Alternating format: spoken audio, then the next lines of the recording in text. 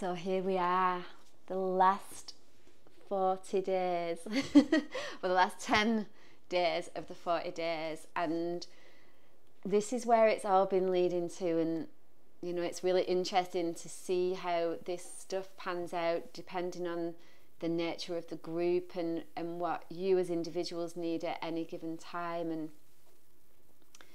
you know, really this practice of yoga is about finding our own path and following that. And you know, we have teachers and gurus and all these people that show us certain aspects of the practice, but ultimately what this is up to is for us to realize our own unique way of connecting to this work. And the last 3 lots of 10 days have been about sifting through the stuff that's in the way of us really, you know, reaching into those deeper, more kind of hidden aspects of ourselves, so we can really kind of it's basically uncover, discover, and then discard all the stuff that's in the way. So this last 10 days is about the inner teacher, and this is where we've been heading all along. This is about you now practicing in a way that helps you realize what is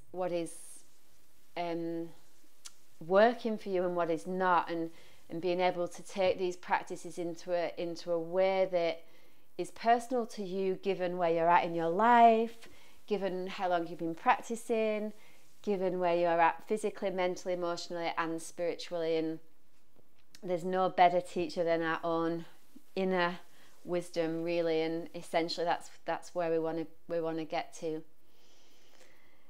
So yoga is the acceleration of our own unique path, and when we start to practice in the way that we have been doing for the last 30 days, we move beyond our karma very, very quickly. And what is happening as we're moving through a moon practice is chunks of karma are coming up to be seen. It's like it gives space and time for this stuff that's been just simmering underneath the surface to actually come into the light, so we can look at it, see it, and move it on in order for us to continue to grow deeper. What we learn in these practices is to establish ourselves in the higher mind, which is known as Vijnana Maya Kosha.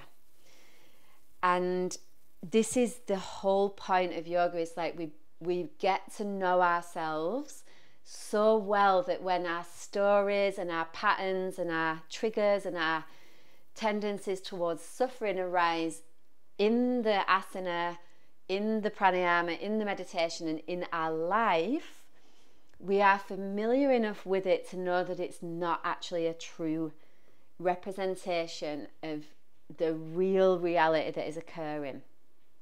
What that means is the suffering that we experience reduces dramatically because we recognize this noise for what it is. It's just noise. The teacher's inside us. Yes, there are some wonderful people that are a lot further along the path and that have experienced things, but ultimately what we want to reach is a place where we can go inward enough to trust our own inner knowing, because it's beautiful to have teachers and guides along this path, but what if they're not available for whatever reason at the moment that we need them the most? This is about, yes, being able to rely on those people, but also to rely on ourselves and to trust our own inner knowing.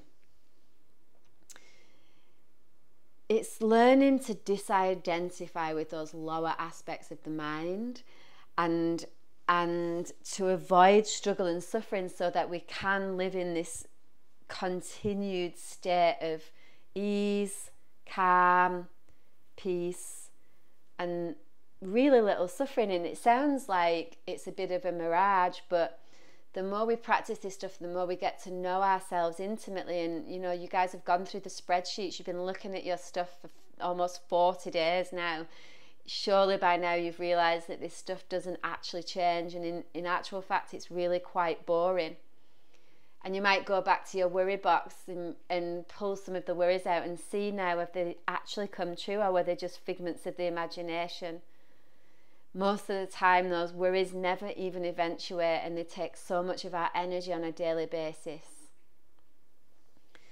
This practice cannot be done without the moon. The moon has offered us a solid foundation on which to build this, and it is only now in this 40 days that I'm able to give you this practice so that it's beneficial for you. Because this, if for example we didn't do the moon and you guys didn't know yourself and you'd not looked at yourself for 30 days day in day out, when this stuff arises in this practice you wouldn't know it, and it would rule you and govern you rather than you being able to harness it. And that's the big difference. We're learning to harness our own energies because we know them so well. And what we learn to do in that process is we learn to accept our totality unconditionally, our humanness. And this is what love is. This is the practice of yoga. It's about learning to love all aspects of ourselves so that we can ultimately do this to others. Like, we cannot be compassionate to another if we're not compassionate to ourselves. Like, we cannot practice kindness towards another if we're not kind to ourselves. And I've seen some huge transformations over the last 30 days where you guys have really leaned into letting go of this stuff so that you can really show up for yourself as a priority, which is what we're doing here. We're showing up. We're committing to 40 days of showing up for ourselves, and also at the same time in that we're able to show up in a better way for others, and that alone inspires other people to want to participate in this practice. And it's like peace by osmosis, world peace by osmosis. This is the practice of yoga, guys. This is the daily grind. This is the chipping away. This is going over and over and over this stuff until it becomes so familiar and so boring that we're able to recognize it in an instant and choose.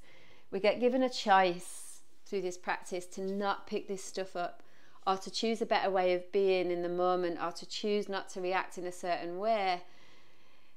And in that choosing, our self-esteem grows, and our confidence and trust in ourselves grows. And from that, we're better able to make, better decisions for life, for our families, for relationships, for jobs, for our health, what we eat. It impacts in so many different areas. And, I just want you to acknowledge the work you've done so far. It's not over yet. This week will be one of the toughest weeks for you to commit to this singular practice and do this now every day. Be disciplined. Don't let yourself wander into the other practices. Commit. Stick with this. And say to yourself now, for the next 10 days, I'm willing to do this last trudge to the final end line of this 40 days. Good luck.